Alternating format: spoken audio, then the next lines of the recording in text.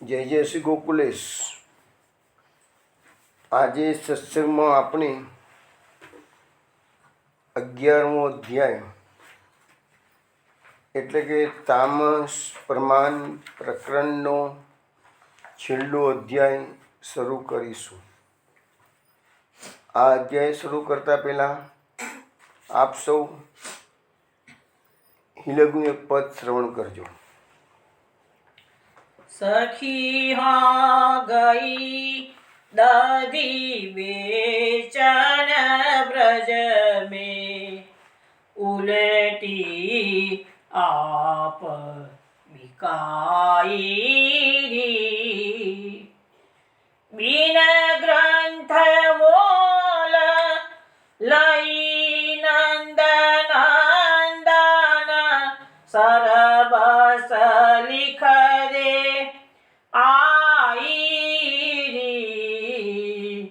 उलटी आप बिकाई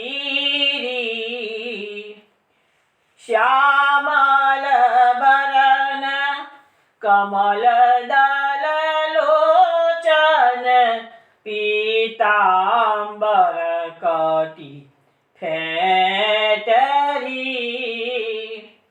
जब ते आवत साकरी खोरी भई है अचानक बेटरी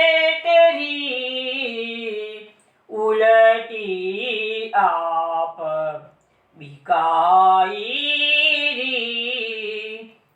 कौन की तू है कौन कुलवधु मधुर मधुर हंस बोले सकुच रही मोही उतरन आवत भल कर घूंघट खोले उलटी आप बिकाई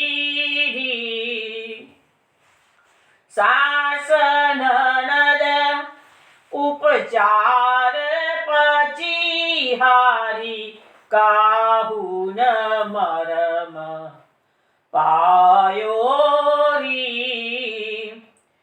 कर गही बैद ढंडोर रहे मोही चिंता रोग बचा बतायो जी उलटी आप बिकाई जा दिन ते में सूरत संभारी गृह अंगना विस लागे चितवत चलत सोवत अरु जागत यही ध्यान मेरे आगे उलटी आप बिकाई नीलमणि मुक्ता फल देहु जो मोही श्याम मिलाए कहे माधो चिंता क्यों बिसरे बिन चिंता मणि पाए उलटी आप बिकाई सखी हाँ गई दादी बेचैन ब्रज में उलटी आप बिकाई उलटी आप बिकाई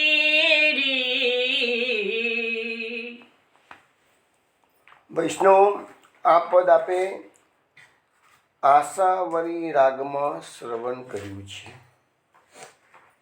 માધવદાસજી આ પદની અંદર ગોપીની જે વ્યથા છે એ આપણને વર્ણન કરીને બતાવી રહ્યા છે. પુષ્ટિ માર્ગનો જે ખરો મર્મ છે, ગોપી પ્રેમ કી ધ્વજા, એમાં આ કીર્તનમાં બહુ સચોટ વર્ણન કરવામાં આવ્યું છે. કહે છે કે સખી હો ગઈ દધી બેચન વ્રજમય, ઉલતી આપ બિકાયરી. ગોપી પોતાની સખીને કહે છે કે હું તો દહીં વેચવા માટે જે નીકળી હતી કે છે, પણ આજે તો ઊંધું થઈ ગયું કે છે, હું જ વેચાઈ ગઈ કે દહીં વેચવાની જગ્યાએ હું જ વેચાઈ ગઈ. બિન ગ્રથ મોલ લઈ નંદ નંદન, સર્વસ્વ લીખ દે આયરી કે છે કે હું તો દહીં વેચવા ગઈ હતી કે છે, પણ હું તો વેચી ગઈ. કોની જોડે વેચી ગઈ? તો નંદ નંદને મને વેચાતી લઈ લીધી છે કે છે. બિન ગ્રથ મોલ લઈ, પૈસાનું કોઈ પણ મૂલ્ય મેં મારી પાસેથી મને મળ્યું નથી, મેં લીધું જ નથી કે છે. અને ઉપરાંત મેં સર્વસ્વ લીખ દે આયરી, મેં તો નંદ નંદનને મારું સર્વસ્વ લખીને આપી દીધું કે જ્યાં હું તારી જન્મો જન્મની દાસી કાયમની તારી થઈ ગઈ છું કે છે.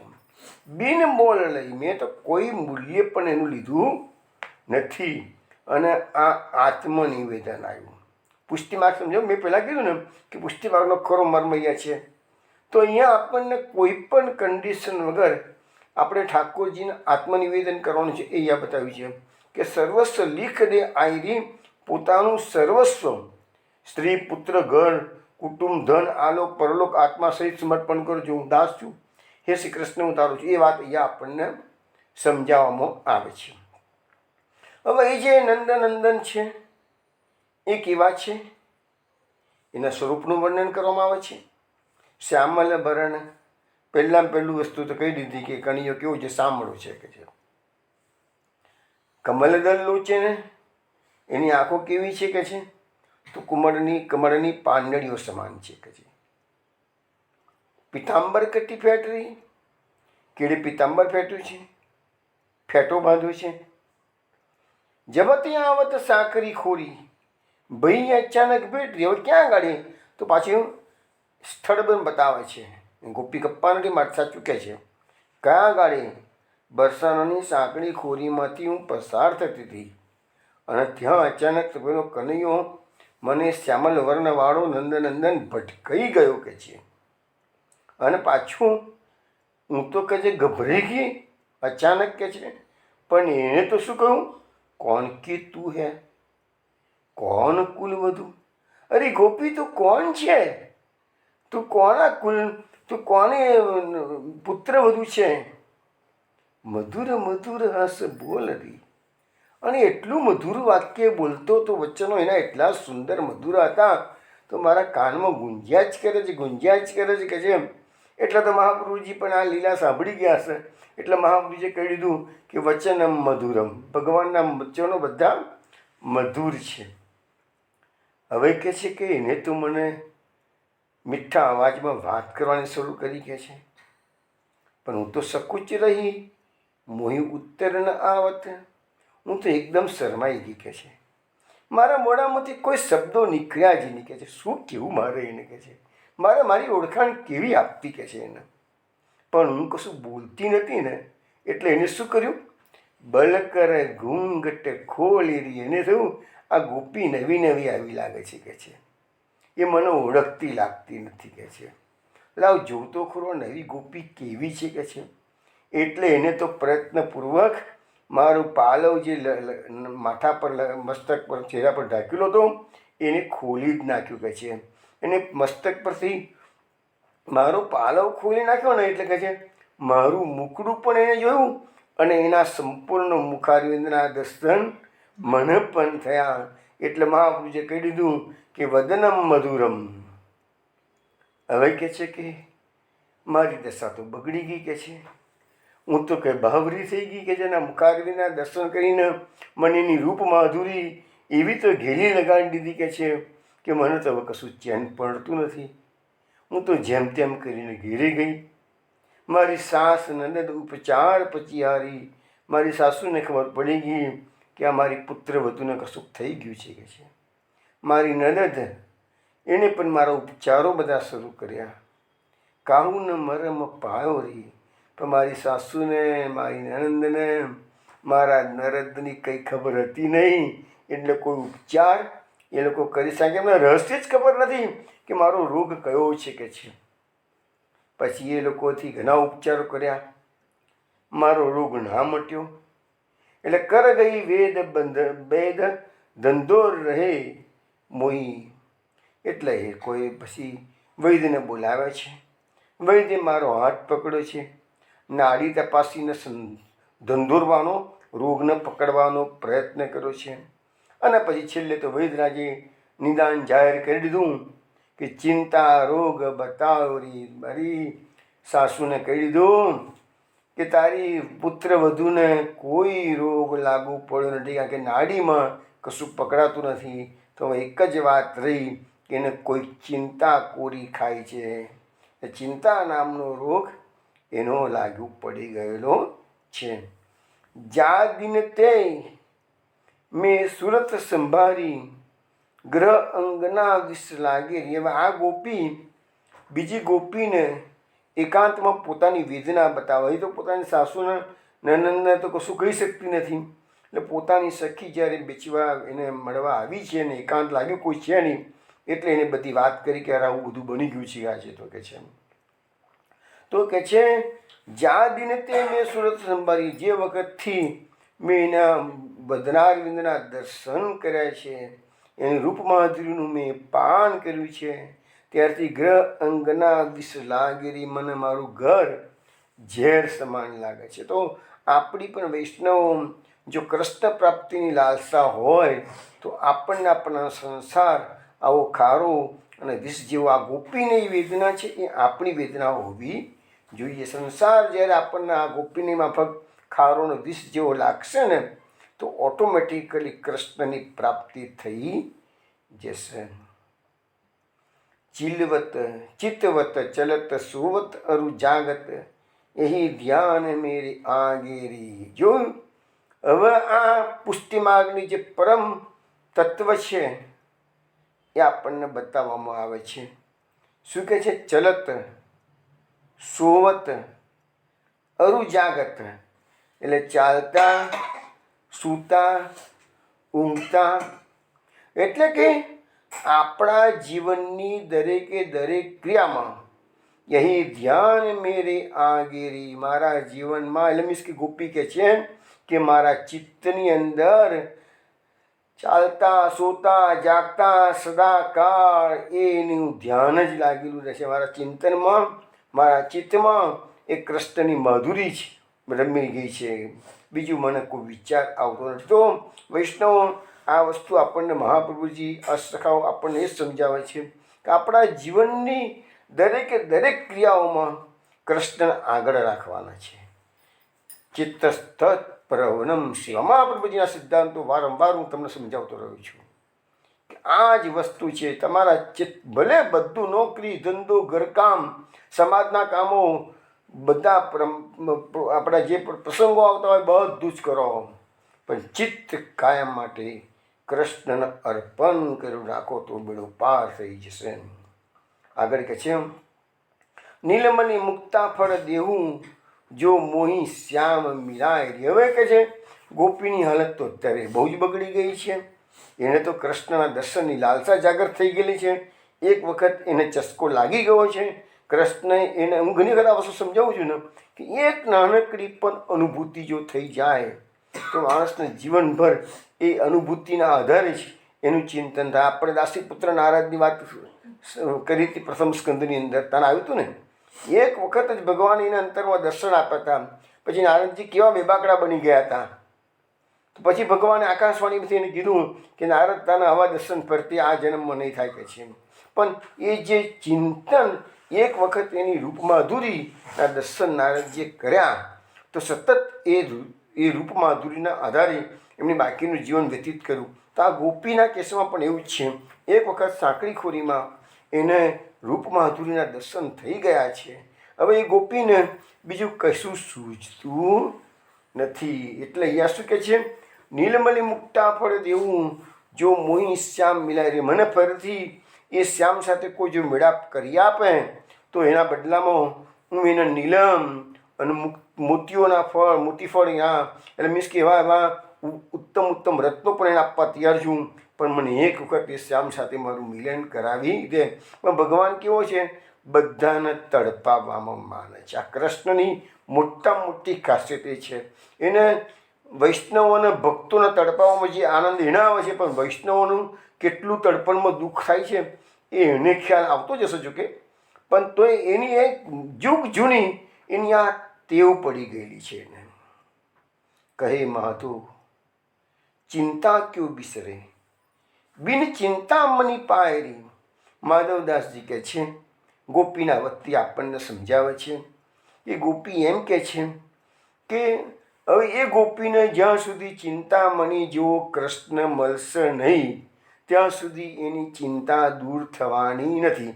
ગોપી ચિંતામાં પડી ગયેલી છે. મારો કૃષ્ણ મને પાછો શ્યામ, મુझे કોઈ શ્યામ મિલા દે. પેલું ભજન આવે છે ને, મુझे કોઈ શ્યામ મિલા દે. તો એવી રીતે કહે છે કે મને ચિંતામણી જેવો કૃષ્ણ ફરીથી કોઈ મિલાવી દે તો મારું એને જે માગે એ રત્નો આપું, બધું આપી દઉં કે છે હું, અને તો જ મારી ચિંતા ટળે. તો વૈષ્ણવો આ એક પુષ્ટિ માર્ગની જે ઉત્તમ તત્વ છે એ હિલગની વાત આપણને આની અંદર ખૂબ સુંદર રીતે માધવદાસજી સમજાવી છે. હવે આપણે ભાગવતમાં દસમ સ્કંદમાં પ્રવેશ કરીએ છીએ. 11મો અધ્યાય દસમ સ્કંદનો. હવે આપણને વાત થઈ હતી કે આ અધ્યાય જે છે ને એ તામસ પ્રમાણ પ્રકરણનો 7મો અધ્યાય. આપણે ચતુર્વિશ્ચયવાળો શ્લોક બોલ્યા છે સ્ટાર્ટિંગમાં, સમજાવવામાં આવ્યું હતું. પેલું ચતુર્વિશ્ચય એટલે જન્મ પ્રકરણના 4 અધ્યાય. બીજું ચતુર્વિશ્ચય એટલે તામસ પ્રમાણ પ્રકરણના 4. બીજું ચતુર્વિશ્ચયનું પાછું પહેલું જે ચરણ છે એમાં તામસ પ્રમાણ પ્રકરણના 7 અધ્યાય છે. બીજું ચતુર્વિશ્ચય છે એમાં આખું તામસ પ્રકરણ આવે છે. તામસ પ્રમાણ, તામસ પ્રમેય, તામસ સાધન અને તામસ ફળ. તો 4 વસ્તુ ભેગું કરીએ એટલે બીજું ચતુર્વિશ્ચય આવે. તો બીજું ચતુર્વિશ્ચયનું હજી તો આપણું પેલું જ પ્રકરણ ચાલે છે, એ તામસ પ્રમાણ પ્રકરણ. પેલા પ્રકરણના 7 અધ્યાય એમાંનો અત્યારે 11મો અધ્યાય એટલે કે તામસ પ્રમાણ પ્રકરણનો 7મો અધ્યાય. મહાપ્રભુજી કહે છે એ પ્રકારે 6 ગુણવાળા ભગવાનનું જે ધર્મી સ્વરૂપ છે એ આ અધ્યાયનો અર્થ છે. આપણે દરેક અધ્યાયમાં અત્યાર સુધીમાં 6 અધ્યાય આપણા થઈ ગયા તામસ પ્રમાણમાં. ઐશ્વર્ય, વીર્ય, યશ, શ્રી, જ્ઞાન અને વૈરાગ્ય. છેલ્લે જે થયું એ વૈરાગ્ય થયો. હવે આની અંદર આપણે જેવાના છીએ એ ધર્મી સ્વરૂપ ભગવાનનો આ અધ્યાય છે. આને માટે કહેવામાં આવે છે કે પહેલાં જે 6 અધ્યાય આપણે જોયા તામસ પ્રમાણ પ્રકરણના એ 6 ગુણાધ્યાય હતા, અને આ ભગવાનનું રૂપાધ્યાય છે. ભગવાનના રૂપનું આમાં આવશે એટલે રૂપાધ્યાય છે. હવે આ અધ્યાયની અંદર કુલ 49 શ્લોકો છે. મહાપ્રભુજીએ કહ્યું છે કે આમાં 7 પ્રકારના પ્રકરણો, પાછા પેટા પ્રકરણ 7 આવે છે. પહેલાં તો ભગવાનની, હજુ તો ભગવાન જો નળ કુબેરના મણિગ્રીવ જતા રહ્યા, હવે એ પિક્ચરમાં આવતા નથી હવે, પણ હજુ ભગવાન તો ખાંડીને બંધાયેલા છે. 10મા અધ્યાયના છેલ્લા શ્લોક સુધીમાં ભગવાને પેલાને ટાટા બાય બાય કરીને મોકલી દીધા, જતા રહો જાઓ, હવે તમારે મારી લીલાઓમાં ફીટી દર્શન તમને કરવાની મળે કે છે. હવે આપણે મળીશું ગોલોકધામમાં. હવે આપણું મુલાકાત ક્યાં થવાની? ગોલોકધામમાં. તમે જાઓ અલકાપુરીમાં જઈ અને મારી ભક્તિ કરો. મારે અહીંયા લીલા કરવાની છે, મારે લીલા પથશે પૃથ્વી પરની, એટલે હું પાછો આવી જઈશ. ત્યાર દિન તમે ત્યાં આવી જજો. એવું ભગવાને પેલા બંને કુબેર પુત્રોને કહીને વિદાય કરી દીધા. ભગવાન હજુ ખાંડીને બંધાયેલા છે. એટલે હવે 11મા અધ્યાયની અંદર એ ઉખડમાંથી ભગવાનને મુક્તિ આપવાની છે. એના 6 શ્લોક છે. પછી ભગવાન ગોકુળની અંદર રહી ગોપીજનોને અનેકવિધ આનંદ આપે એવી લીલાઓ કરી છે. એટલે આમ પડે છે મુગ્ધ લીલા. એના ખાલી 3 શ્લોકો છે, પણ 3 શ્લોકો ભાગવતમાં ભલે 3 શ્લોકો છે, પણ આપણા અસખાઓએ ખૂબ સુંદર સુંદર વર્ણન કર્યા છે. જેટલું થશે એટલું હું તમને એનું રસપાન કરાવીશ. એટલી એક્સ્ટ્રા ઓર્ડિનરી આખા ભાગવતની અંદર ભગવાનની બધી જ લીલાઓમાં કદાચ માનો કે આમ ખૂબ જ આનંદ આપણને વૈષ્ણવને આપે એવી જે આ લીલા છે ને, એવી આ 3 શ્લોકની લીલા. ભાગવતમાં 3 શ્લોક, પણ અસખાઓએ તો એનું ઘણું જ વિસ્તૃત વર્ણન કરેલું છે. પછી આવશે કે ભાઈ આ તો બહુ ઉત્પાતો થઈ રહ્યા છે ગોકુળમાં, ચલો બધા વંદરાવન. એટલે વંદરાવન ગોકુળની લીલા હવે સમાપ્ત થશે. વંદરાવનમાં આપણે બધા પ્રવેશ કરીશું. આપણે બી ધીરે ધીરે કૃષ્ણની પાસે જવાનું. જો કૃષ્ણ ત્યાં આપણે બસ આખા જ મનમાં ધારવાનું કે આપણે તો કૃષ્ણની જોડે રહેવાનું છે. બસ કૃષ્ણથી દૂર આપણે નહીં જવાનું. રાક્ષસો આવે અને કૃષ્ણ એને મારે તો આપણે કંઈ છોડાવવા તો જવાનું નથી, કાંઈક આપણું સામર્થ્ય નથી. તો આપણે જોયા તો કરીએ ને કે કૃષ્ણ કેવા કેવા દાવ, કોઈ કુસ્તી બે લડનારા હોય ને આપણે દૂર બેઠા બેઠા કેવું જોયા કરીએ છીએ. એવી રીતે આપણે આ બધું ભગવાનની લીલાઓ જોયા કરવાની. પછી વંદરાવન જશે. એના 16 શ્લોકો છે. વંદરાવન શા માટે જાય છે એના 16 શ્લોકો બતાવ્યા. વંદરાવનમાં ગયા પછી કેવી લીલાઓ કરે છે એના માટે 4 શ્લોકો લખેલા છે. પછી આ જ અધ્યાયની અંદર વત્સાસુર રાક્ષસ આવશે હવે, એટલે 6 શ્લોકોમાં એનું વર્ણન આવશે. વત્સાસુરનો વધ કરવાનો છે. બકાસુર આવશે બગલો થઈને, એને ભગવાન મારશે. એના 9 શ્લોકો છે.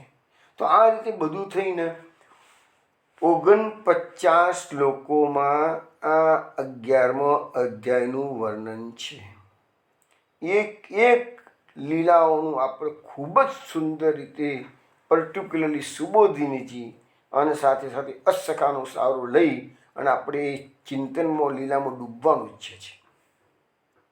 પરંતુ એક વાત ખાસ કે આ મહાપ્રભુજીનું જે ભાગવત છે આપણું, એમાં 49 શ્લોક છે. પણ ગીતા પ્રેસનું જે ભાગવત આવે છે, જે એ લોકોએ લખ્યું છે, એ શ્રીધરી ટીકા, શ્રીધરના અર્થ પ્રમાણે શ્રીધર જેને માન્ય શ્રીધર સ્વામી આપણા સનાતન સંપ્રદાયમાં જેવી રીતે મહાપ્રભુજીની સુબોધની ટીકા બહુ પ્રખ્યાત ગણાય છે, એવી જ પણ શ્રીધરી ટીકા છે. પણ શ્રીધરીમાં શું છે કે શ્રીધરી ટીકા 12 સ્કંધો પર લખાય, જ્યારે મહાપ્રભુજીની ટીકા ખાલી 1, 2, 3 અને 10 અને 11માં 4 અધ્યાય, એટલો ફરક પડે છે. બાકી જે ગુડ અર્થો મહાપ્રભુજી પ્રકટ કરે છે ને, એ તો એક્સ્ટ્રા ઓર્ડિનરી. કદાચ એ સનાતન સંપ્રદાયના કોઈ પણ આચાર્ય, જે બંસીધર હોય કે બીજા વિશ્વનાથ ચક્રવર્તીપાદ હોય કે બીજા બધા અનેક આચાર્યો થઈ ગયા છે. હું તો બધાનો અભ્યાસ કરું છું એટલે મને ખ્યાલ છે. એમનું કે મારું એટલું સામર્થ્ય નથી જ, છતાં જે થોડું ઘણું કૃપા થઈ છે ને આનું રસપાન કરું છું અને તમને કરાવું છું.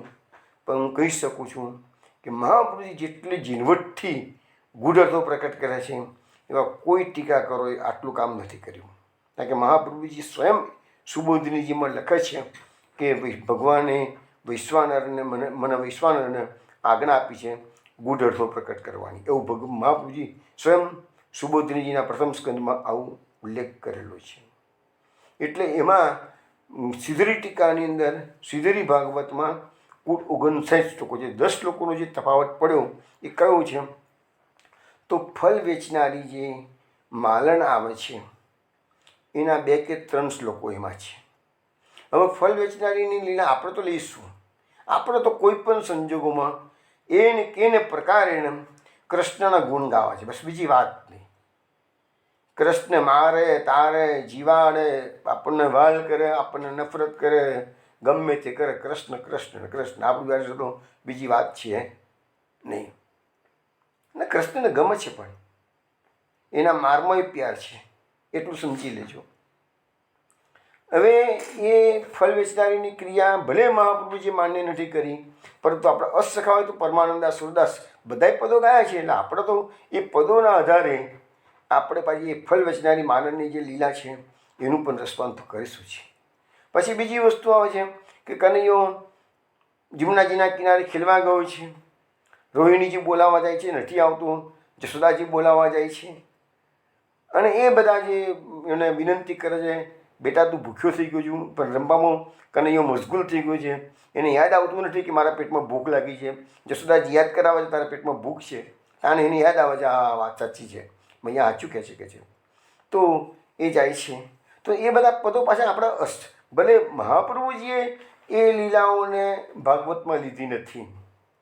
મહાપ્રભુજી માન્ય ભાગવત છે, સોલાવાળા શાસ્ત્રીએ બહાર પાડ્યું છે, નડિયાદ બાવળી નવનીત શાસ્ત્રીએ પણ બહાર પાડ્યું છે, જે મહાપ્રભુજી માન્ય ભાગવત.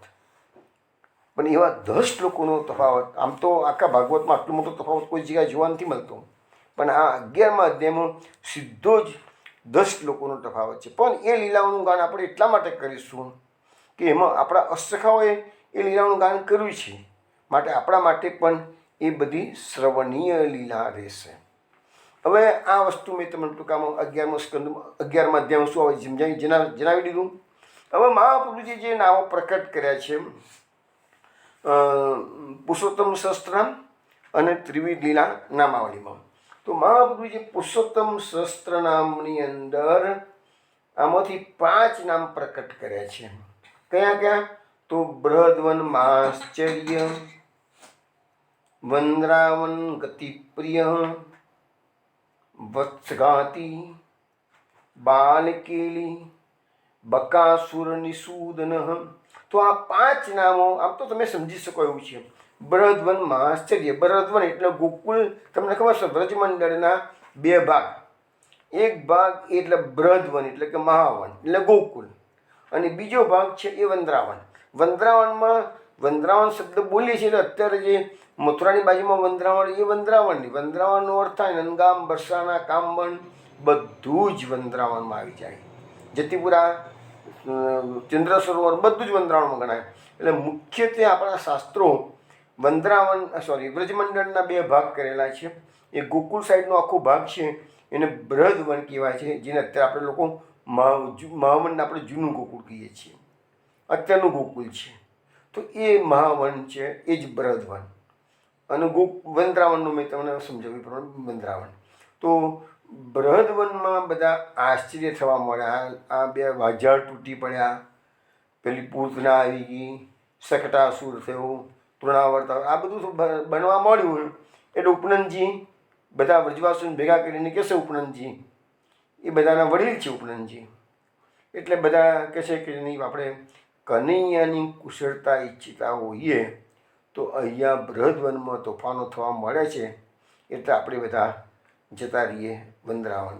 તો અહીંયા તમે વિચાર કરો, એક કનૈયા માટે બધા લોકો પોતપોતાની ઘર વખરી અને બધું સાઈડમાં મૂકી, પોતાની ખેતીવાડી છે, પોતાની જમીનો છે, બધાની પાસે બધું મૂકીને સર્વસ્વનો ત્યાગ, જો પુષ્ટિમાન પાછો આવ્યો, સર્વસ્વનો ત્યાગ કરીને કનૈયાની સુખાકારી માટે, કનૈયાની પ્રસન્નતા માટે, કનૈયો સેફ રહે, સ્વસ્થ રહે, ઉત્પાદો ના થાય માટે બધા છોડીને જાય વંદ્રાવન. આ તબક્કે આપણને બીજા 2 પ્રસંગો યાદ આવી જશે. કયા 2 પ્રસંગો? ગોકુળના જે બિરાજતા હતા ચતુર્થ કુમાર, તાને જે ઉત્પાતો ચિદ્રૂપના થવા મળ્યા હતા, એ ઉત્પાતમાંથી સહી સલામત બહાર કેવી રીતે નીકળવું એનું સોલ્યુશન આવ્યું, સુરમજી જાઓ. તો ભગવાન મહાપ્રભુ ગોકુળનાજીએ પણ પોતાનું ઘર બહાર ને બધું છોડ્યું અને સુરમજી ગયા. જો કોના માટે? તો એ કન્યા માટે અને પોતાના મારા તિલકના રક્ષણ માટે, કે આ ધર્મ સચવાશે ક્યારે? મારા તિલક છે તો ધર્મ સચવાશે. તો આપણે એ તબક્કે એ અર્થઘટન એવી રીતે કરીએ છીએ કે જેવી રીતે વ્રજવાસીઓએ ગોકુળ છોડીને વૃંદાવન પ્રયાણ કર્યું, એવી રીતે ચતુર્થ કુમાર ગોકુળદાજીએ મારા તિલકના રક્ષણ માટે ગોકુળ છોડીને સુરમજી પ્રયાણ કર્યું હતું. બીજો પ્રસંગ લઈએ આપણે. હવે બીજો પ્રસંગ લઈએ, જતીપુરામાં શ્રીનાથજી બાબા બિરાજે છે. મુગલોના આક્રમણો આવતા રહેતા હતા અને બધા વ્રજવાસીઓ ચિંતાતુર રહેતા હતા. ઔરંગઝેબનું શાસન હતું, ઉત્પાતો થતા હતા. વ્રજવાસીઓએ વિચાર્યું કે હવે આ મારા શ્રીનાથજી બાબાને અમે કેવી રીતે સાચવીશું? જો એ જગતનો નાથ અને આપણા વ્રજવાસીઓ એને સાચવવાનો વિચાર કરી રહ્યા છે. અને વ્રજવાસીઓ નક્કી કર્યું કે શ્રીનાથજી બાબાને આપણે શિયાળમાં મેવાડમાં પધરાવીએ. આગે તો રજપૂતો છે, રજપૂતો જાનની બાજી લગાવીને પણ શ્રીનાથજીનું રક્ષણ કરશે.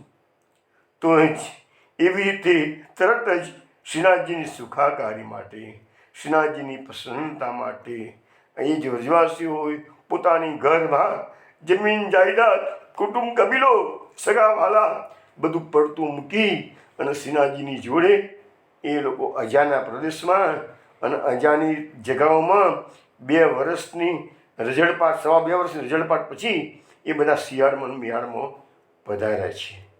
તો આ પ્રસંગો આપણા જે ધર્મના ભાગવતના પ્રસંગો છે એને આપણે આવી રીતે સંકલન કરીએ ને તો આપણને એ બધું સમજાવવાનું બહુ ઇઝી પડી જાય.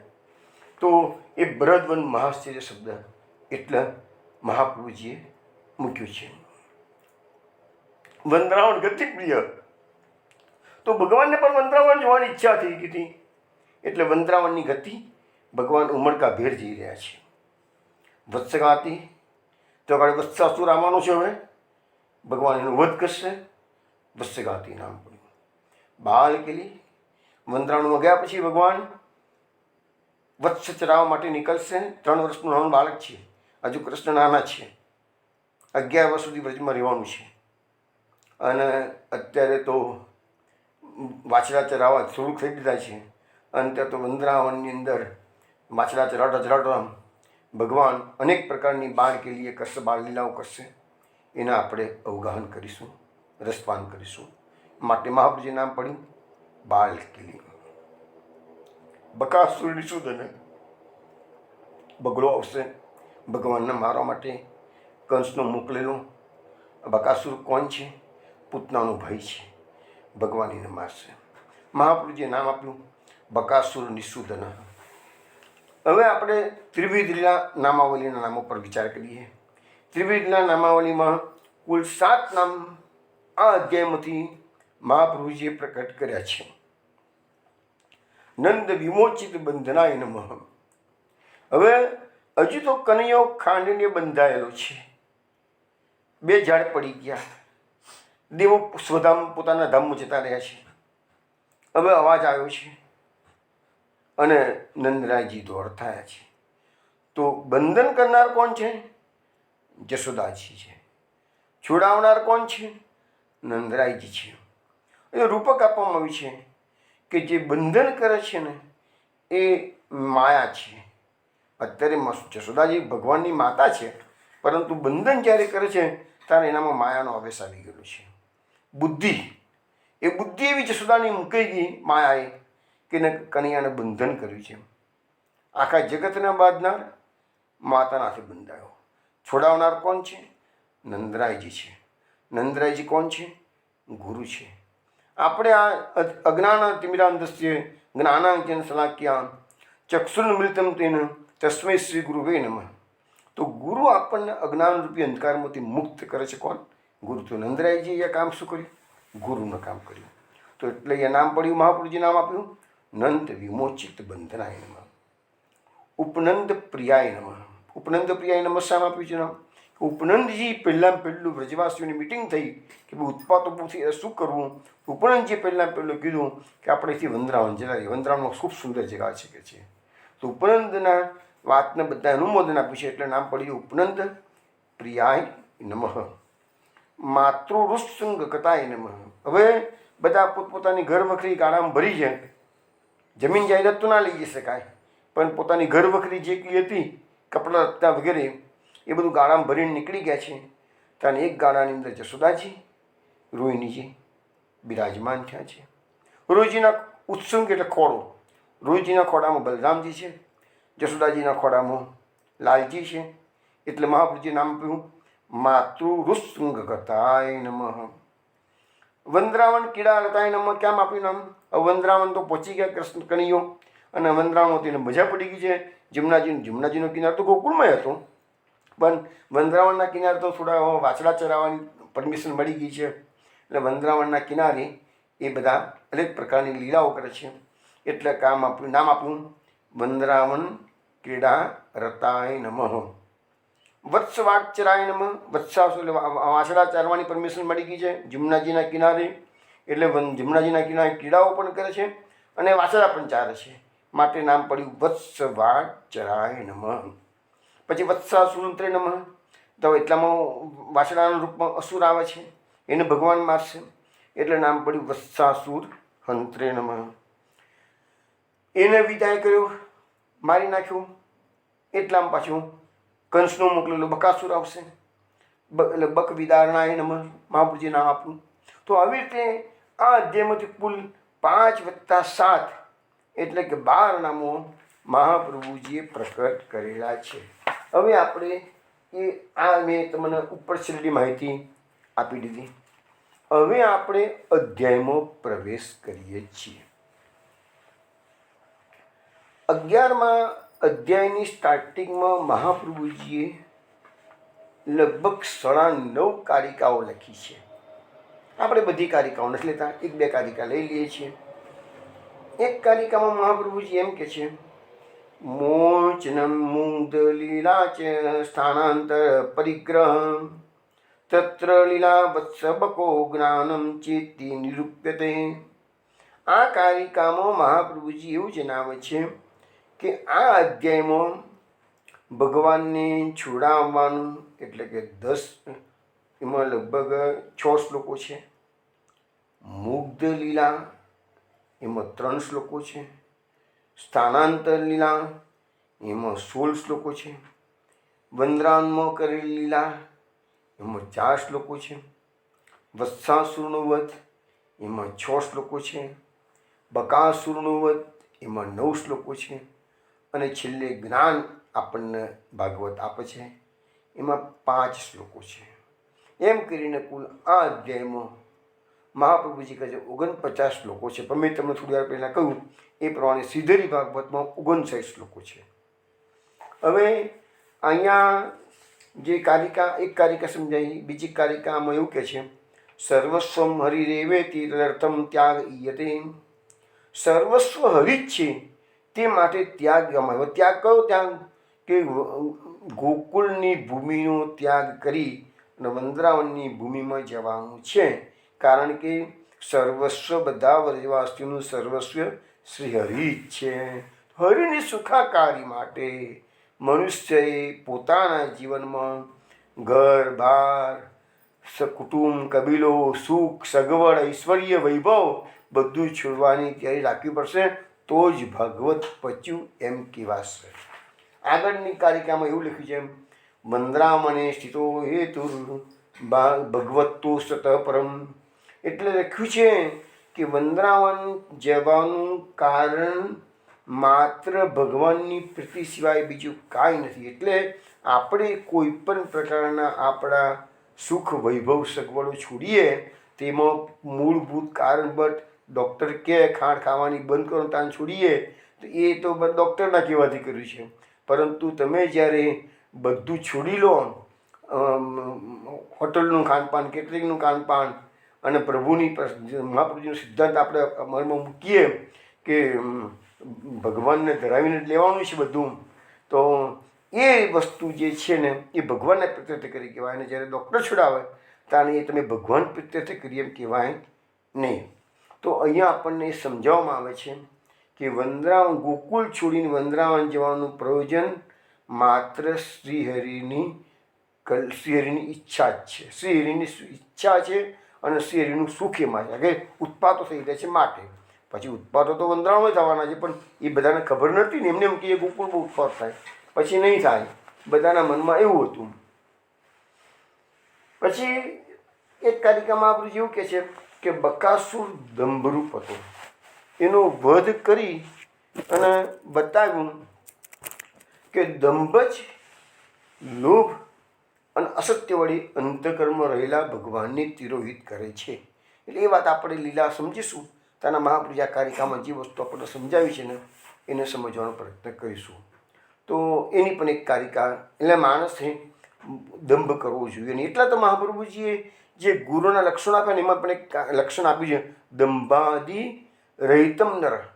જે લોકોને ભક્તિ માર્ગમાં પ્રગતિ કરવી હોય એના માટે દંભ એ તો મોટામાં મોટો. મહાપ્રભુજી ગુરુના લક્ષણમાં પણ દંભાદિ રહિતમ નરમ શબ્દ વાપરે છે. તો વૈષ્ણવને તો એપ્લિકેબલ ઓટોમેટિક થાય છે. વૈષ્ણવએ પણ દંભ ના કરવો જોઈએ. અને એ વસ્તુ આ બકાસુર છે ને એ દંભનું પ્રતીક છે. ને ભગવાને સ્ટાર્ટિંગમાંથી જ વત્સાસુરને માર્યો છે અને બકાસુરને માર્યો છે. એટલે દંભને શરૂઆતમાંથી જ મારી નાખ્યો છે. એટલે આ લીલાની શરૂઆતમાંથી દંભ તો જોઈએ જ નહીં. તમે સરળતા રાખો. સરળતા રાખશો તો પ્રભુ જલ્દી પ્રસન્નતા પ્રાપ્ત કરશો. પણ આપણે મોટે ભાગે લોકોને શું છે કે દંભ વધારે પડતો મોટાભાગના લોકોમાં હોય છે. ચલો હવે આપણે આ 11મા અધ્યાયના મેં તમને કારિકાઓ ટૂંકામાં સમજાવી છે. મહાપ્રભુએ ઘણું વિસ્તૃત વર્ણન કર્યું છે. હવે હું તમને 11મા અધ્યાયના એક એક શ્લોકો લેતા જઈએ, એની અર્થ સમજીએ, સુબોધિનીજી ટૂંકામાં સમજીએ. જોઈએ છીએ શ્રી શુકવાચ ગોપાનંદાદય શ્રુત્વા દ્રુમયો પતતોરવમ તત્રા જગમુ કુરુ શ્રેષ્ઠ નિર્ઘાત ભયશંકિતા. શ્રી સુખદેવજી કહે છે કે હે કુરુ શ્રેષ્ઠ, બે વૃક્ષોના પડવાનો અવાજ સાંભળી વીજળી પડવાની શંકાથી ભયભીત થયેલા નંદરાયજી અને ગોપો ત્યાં આવી ગયા. હવે પેલો મહાપ્રભુજી સુબોધિનીજીમાં એવું સમજાવે છે કે વૃક્ષોનો પડવાનો અવાજ તો આવ્યો, પરંતુ ભગવાનની જે લીલા હતી એ બાકી હતી. બંને દેવો વૃક્ષોમાંથી પ્રકટ થયા છે, ભગવાનની સ્તુતિ કરી છે, ભગવાને એમને જવાની આજ્ઞા આપી છે, ભગવાને નારદજીના વચનોનું અનુમોદન કર્યું છે. એ બધી વાતમાં થોડોક સમય નીકળી ગયો. એટલે ત્યાં સુધી વૃક્ષોનો જે પડવાનો અવાજ હતો એ અટકી ગયો. જો વૃક્ષો પડ્યા અને અવાજ આવ્યો પછી જે આપણું વિજ્ઞાન છે એ ક્યારેય પણ આ વાતને કબૂલ કરે જ નહીં, કારણ કે વિજ્ઞાનની સમજની બહારની વાત આ છે. પડ્યું પહેલાં અને અવાજ થોડીક વાર પછી આવ્યો છે. તો મહાપ્રભુજીએ એ જ વસ્તુ સુબોધિનીજીમાં સમજાવી. આ વસ્તુ પહેલાં પણ મેં કહેલી એ સુબોધિનીજીમાં. અહીંયા મહાપ્રભુજી કીધી છે કે વૃક્ષોના પડવાનો અવાજ કોઈએ સાંભળ્યો, એ વખતે કોઈએ સાંભળ્યો નહીં. એ ભગવાનની એક અદ્ભુત લીલા છે. હવે તો પછી કહે છે કે ભાઈ ગોપો ત્યાં આવ્યા ક્યારે? તો થોડીક વાર પછી જ્યારે આ બધી પ્રક્રિયા જે સ્તુતિની અને ભગવાનની આજ્ઞાની એ પ્રક્રિયા પતી ગઈ છે પછી અવાજ આવ્યો છે. અને એ વખતે બધા ગોપો જે પોતપોતાનું કામ કરતા હતા ત્યાં એમને એવું લાગ્યું કે કોઈ વીજળી જેવું કશું પડ્યું છે. એટલે બધા જે દિશામાંથી અવાજ આવ્યો એ દિશામાં બધા દોડવા મળ્યા છે. અને કોઈ નક્કી ના કરી શક્યું કે શેનો અવાજ આવ્યો છે, શું થઈ રહ્યું છે. પણ બધાના મનમાં કોઈ અનિષ્ટ થવાનું સૂચન થયું, એવો ભય, કોઈ અનિષ્ટ થશે એવો ભય બધાને લાગ્યો. હવે આગળના શ્લોકમાં કહે છે સુખદેવજી, ભૂમ્યામની પતિતો તત્ર દદ્ર સૂર્યમલાર્જુનો બબ્રમુસ્તદ વિજ્ઞાય લક્ષ્યમ પતન કારણમ. ત્રીજો શ્લોક, ઉલુખલમ વિકર્ષંતમ દામનામ બદ્ધમ ચ બાલકમ કસ્યદમ કર્મ આશ્ચર્યમ ઉત્પાદ ઇતિ કાતરાહ. એનો અર્થ એવો થાય છે, બે શ્લોકોનો સાથે અર્થ લઉં છું કે અમલાર્જુનના વૃક્ષોને જમીન, પેલા લોકો બધા જે દિશામાં અવાજ આવ્યો દિશામાં દોડ્યા. દોડતા દોડતા જોયું નંદરાયજીના આંગણામાંથી અવાજ આવેલો છે. ત્યાં એમને આવીને જોયું બધા ગોપોએ, નંદરાયજીએ, તો યમલાર્જુનના વૃક્ષો જમીન પર પડેલા હતા. પરંતુ એમને આ પતનનું કારણ પડ્યા કેવી રીતે એ કોઈ જાણી શક્યા નહીં. પરંતુ એમને જોયું તો ત્યાં ખાંડિયાને ખેંચતો અને દામનાથી બંધાયેલું બાળક ત્યાં ગાડી એ લોકોએ જોયું કે ત્યાં અવાજ કેવી રીતે આવ્યો ખબર ના પડી. બે વૃક્ષો પડેલા છે પણ એ કેવી રીતે પડ્યા એ કોઈને ખબર ના પડી. પણ આ નાનકડું છોકરું ત્યાં ગાડી છે એ લોકોની ધ્યાનમાં આવી ગયું. એટલે પહેલાં તો દૂરથી જોયું કે નાનું બાળક છે. એટલે પહેલાં તો મનમાં વિચાર કરવાના કે આ બાળક કોનું છે. આ કે દૂરથી નજીક આવ્યા પછી તો ખબર પડી ગઈ, કારણ આનું તે જેવું છે ને કે કોઈને ખબર પડ્યા આગળ રહે જ નહીં. પરંતુ દૂરથી તો કાંઈ બાળક કોનું છે? તો કાંઈ બાળક રમી રહ્યું છે ને વૃક્ષો પડ્યા છે કે છે. જો નાનું બાળક હોય તો રાડારોડ કરી મૂકે ને. તો એ કોનું બાળક છે? એટલે આ કેવી રીતે થયું?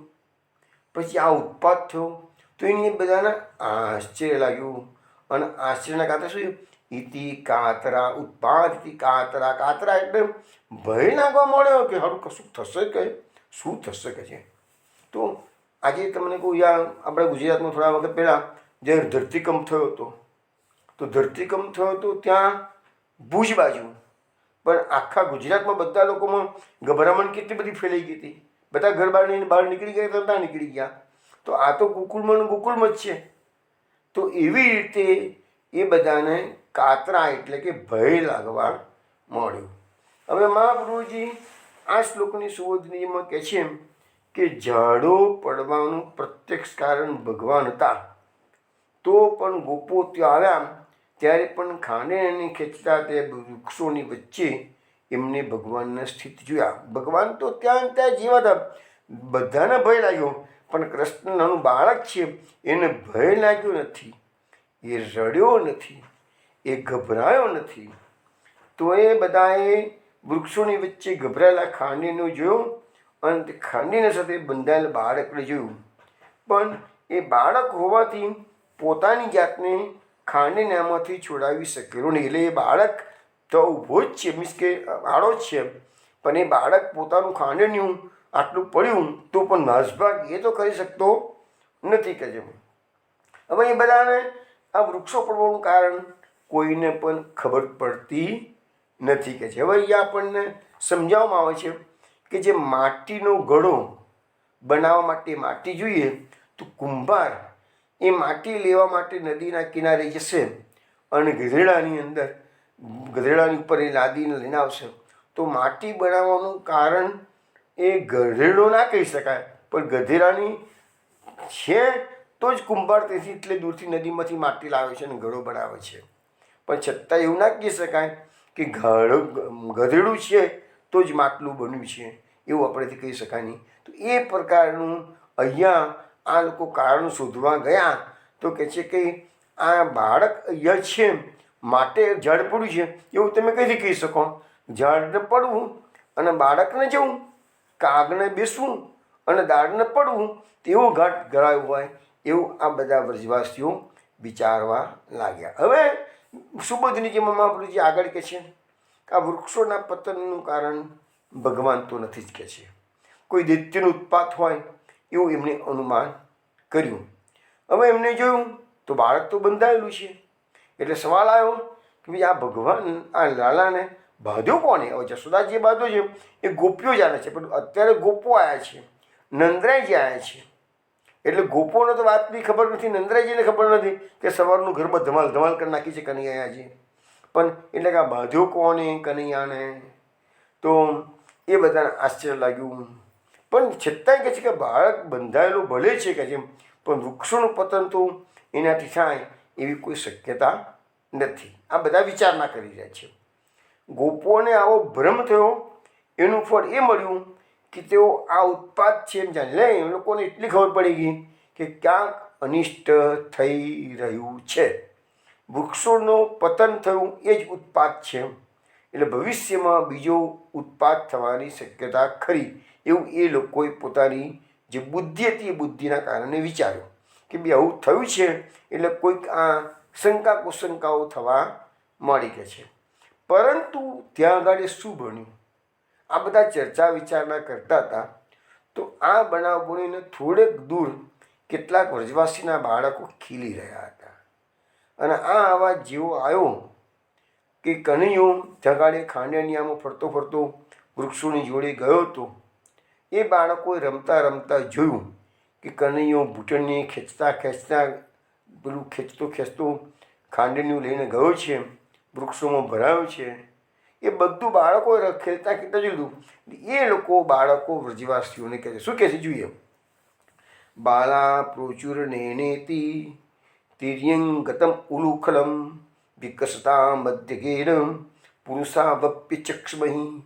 બાળકો કહે છે કે બંને વૃક્ષોની વચ્ચેથી જતા આડો પડેલો ખાંડણીઓ ખેંચતા આ વૃક્ષો પડ્યા અને એમાંથી 2 પુરુષો બહાર નીકળ્યા એ અમે જોયા છે. હવે બાળકો સાક્ષી પૂરે છે કે વૃક્ષો પડ્યા એનું કારણ કનૈયાએ કાંડણીઓ જોરથી ખેંચ્યો એટલે, અને અંદરથી 2 દિવ્ય પુરુષો બહાર નીકળ્યા એ બાળકોએ જોયા. બાળકો નાના છે, જૂઠું બોલે એવી કોઈ શક્યતા નથી.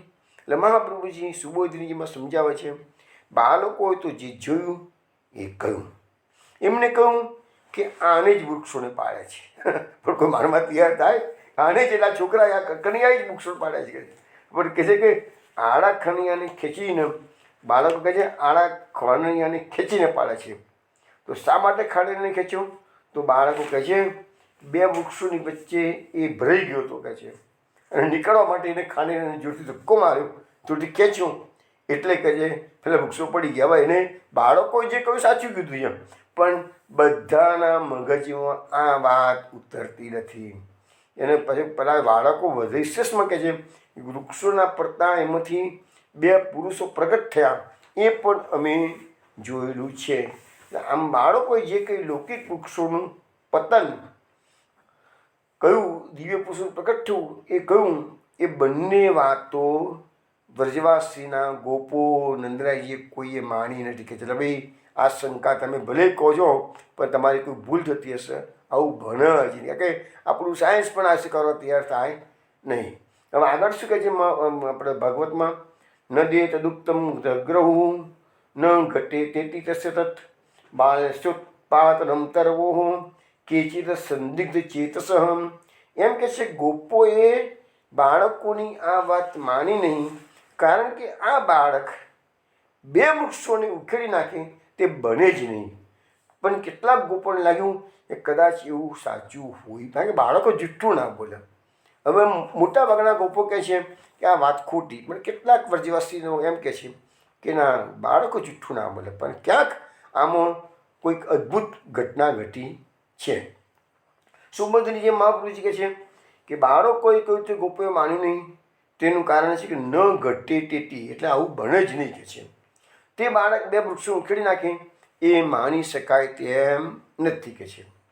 પણ બીજા કેટલાક વ્રજવાસીના ગોપો ત્યાં ઊભા હતા, થોડોક નાનો વર્ગ હતો ઊભો, એને કહે છે આ જ બાળકે પૂતના મારી, સખતાસુર મારી, તૃણાવર્તન મારી, આપણને ખબર તો છે કે નથી ખબર.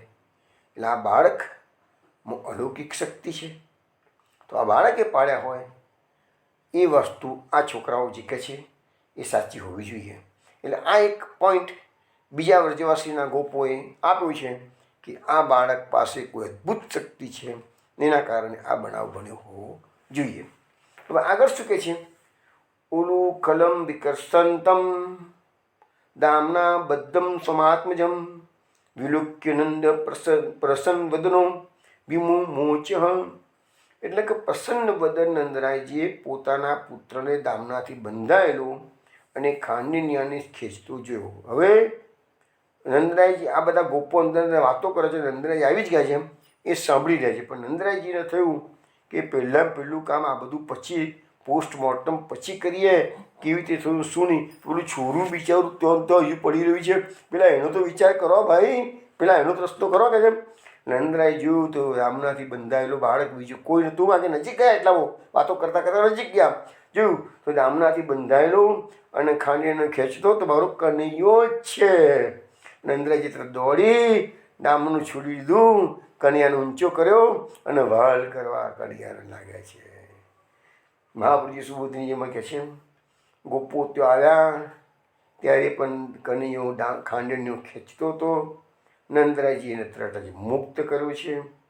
નંદરાયજીએ મુક્ત કેમ કર્યો તો કહે છે કે સ્વાત્મજમ પોતાનો પુત્ર છે માટે એને છોડ્યો છે. ભગવાન સમિત થયા છે એવું જ્ઞાન અત્યારે નારદજીને થયું. નંદરાયજીને થયું. નંદરાયજી ભગવત ભાવ પામ્યા. નંદરાયજીને ભગવત ભાવ જાગ્યો. અત્યારે ભગવાનના ધૂર્તપરાનું સ્મરણ કરી નંદરાયજી હસ્તમુખ સાથે કનૈયાને ઉચકી લીધો છે. નંદરાયજીમાં ભગવાનના સ્વરૂપનો જ્ઞાનનો અભાવ હતો, પરંતુ છતાં પણ પોતાના પ્રીત એટલે એને ઉચક્યો કેમ? તો ભગવાન માની નથી ઉચક્યો, પોતાના પુત્ર માની ઉચક્યો. એટલા માટે અહીંયા લખ્યું સુભદ્રીમાં ભગવત સ્વરૂપના જ્ઞાનનો અભાવ નંદરાયજીમાં હતો, પણ પુત્ર પ્રેમના કારણે ઉચક્યો. હવે એ મહાપ્રતિ સુભદ્રીજીમાં લખે છે કે ભગવાન જે જીવને બંધનમાં નાખે એને ભગવાન જ છોડાવી શકે, બીજું કોઈ છોડાવી શકતું નથી. પણ એ જ ભગવાનના બંધનને નંદરાયજી છોડે છે. આજે જો બરાબર, ભગવાન આખી દુનિયાના બંધનમાં નાખે છે. ભગવાન આખી દુનિયાના બંધનમાં નાખે છે, અને એ ભગવાનનું નાખેલું બંધન કોઈ છોડાવી શકે નહીં. જો કોઈ આપણે થોડી ગઈકાલે જ આપણે જોયું સંત પુરુષોનો મહિમા, તો ભગવાનના બાંધેલા પણ વૈષ્ણવો છોડી શકે છે. નંદરાયજીને અત્યારે મહાવૈષ્ણવનું કામ કર્યું છે, કારણ કે જે કામ ભગવાન નથી કરતા એ કામ નંદરાયજી. ભગવાન પોતાનું બંધન ક્યાં છોડી શકે છે? નંદરાયજી જઈને ભગવાનનું બંધન છોડેલું છે. તો વૈષ્ણવ આ જે ભગવાન કેટલા દિવસથી આપણી લીલામાં બંધાયેલા હતા, આજે ભગવાનને છોડ્યા છે એટલે આપણને પણ હવે હાશ થઈ, ચલો ભગવાન છૂટી તો ગયા એટલે હવે આપણને વાંધો નથી. તો રોજ હતું કે આજે છૂટશે, આજે છૂટશે, આજે છૂટશે, પણ આજે ભગવાન છૂટી ગયા એટલે આપણને આનંદ થઈ ગયો છે. હવે આ લીલા સુરદાસજી કેવી રીતે વર્ણન કરી છે? વસ્તુ એની જ છે, પણ દરેક અષ્ટસખાઓ હોય કે મહાપ્રભુજી હોય, બધાની ઢબ અલગ અલગ હોય. આપણે તો એ બધાનો શું છે, આનંદ લેવાનો છે. તો આ જ લીલાને સુરદાસજી થોડીક અલગ રીતે ગાય. જોઈએ કેવી રીતે? તરુ દો ધરની ગીરે બહરાઈ, બંને વૃક્ષો ધડામ કરતા અવાજ કરતા પડ્યા. જર સહિત અરરાઈ કે આઘાત શબ્દ સુનાઈ, એટલે જળમૂળમાંથી બંને વૃક્ષો પડી ગયા હતા કે છે. આઘાત શબ્દ દૂર સુધી એનો મોટો ધડાકાનો અવાજ દૂર સુધી ગયો. ભય ચક્રિત લોક વ્રજ કે સકુચ રહે ડરાઈ, અને બધા આ અવાજ સાંભળીને વ્રજના બધા લોકો ચકિત થઈ ગયા કે અવાજ ક્યાંથી આવે છે કે છે, શંકાશીલ બની ગયા કે છે. અને સકુચી રહે ડરાઈ, અને શંકા કુશંકાથી બધા ડરવા લાગ્યા, ભય પામવા લાગ્યા. કો રહે આકાશ દેખત, કો રહે શિરનાઈ, કેટલાક લોકો આકાશમાં જોવા કે વીજળી પડી કે શું, એટલે આકાશમાં જોવા લાગ્યા. અને કેટલાક વ્રજવાસીઓ કહે છે કોઈ ધરતી ફાટી ગઈ છે કે શું, ક્યાંથી અવાજ આવે છે, એટલે ધરતી સામે જોવા લાગ્યા.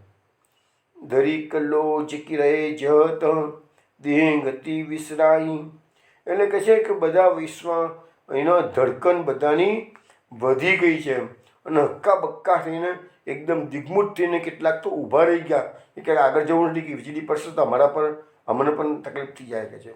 લોકો ધરતીકંપ થયો છે, વીજળી પડી છે, એટલે બધા જે છે તે સ્થિર થઈ ગયા. એક વખત તો બધા સ્થિર થઈ ગયા છે કે છે. અને દેહ ગતિ વિસરાઈ, બધા પોતાની શુદ્ધબુદ્ધ ભૂલી ગયા છે.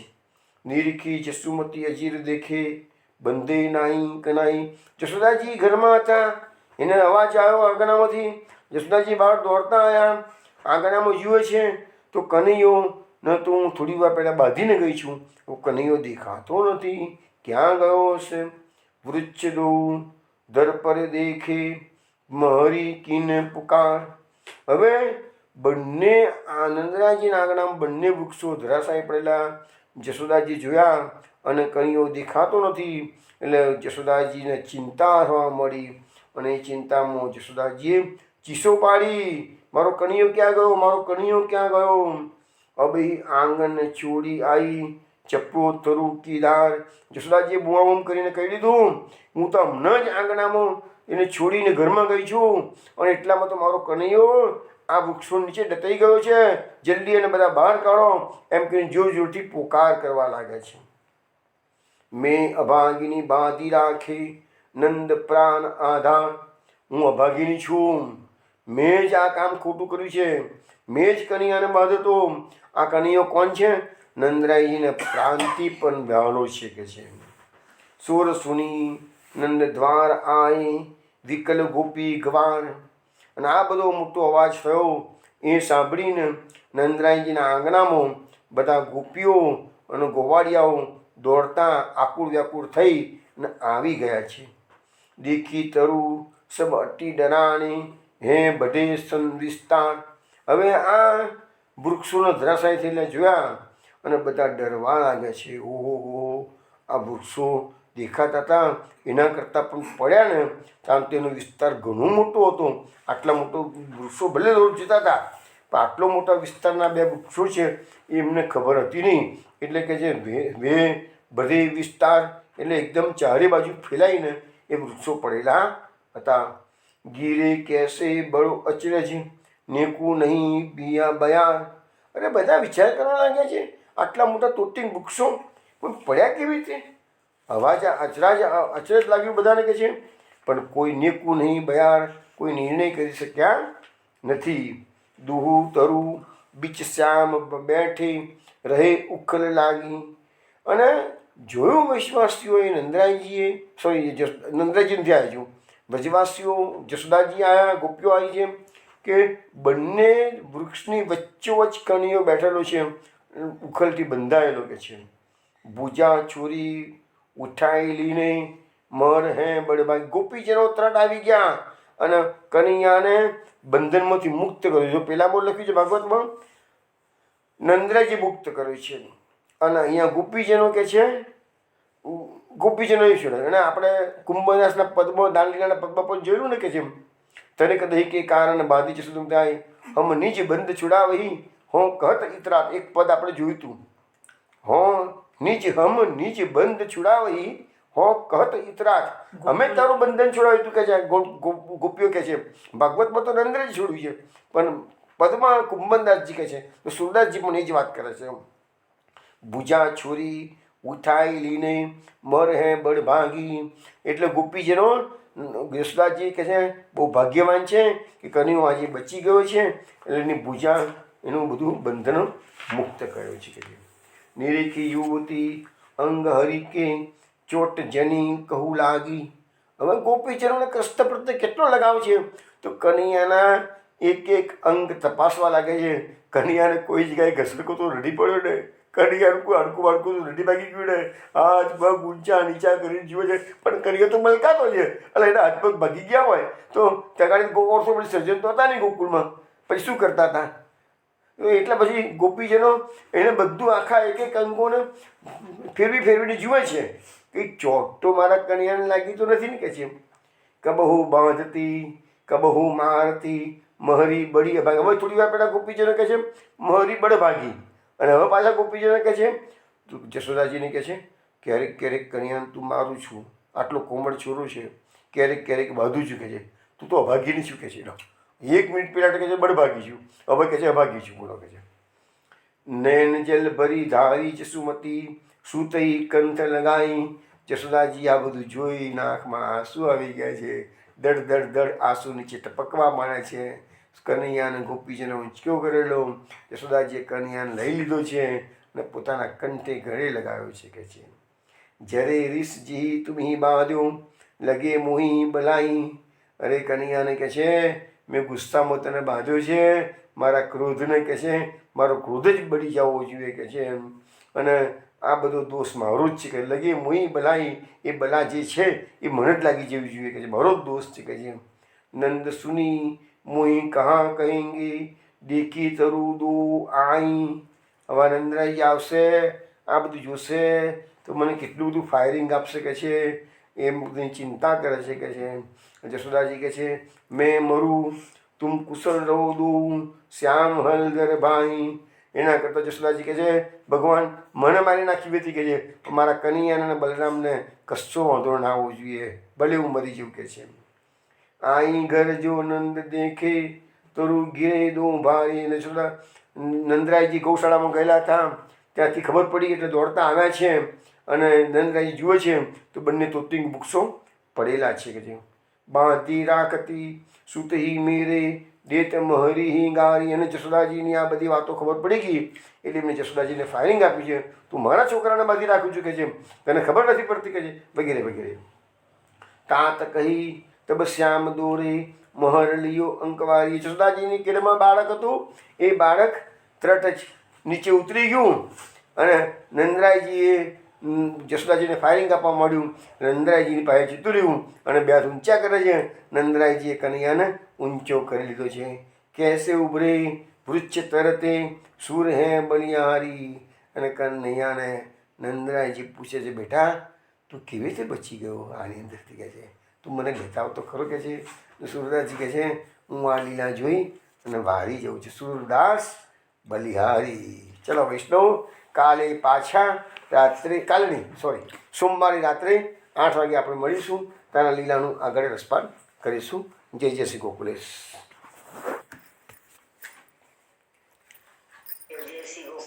જય જય શ્રી ગોકુલેશ.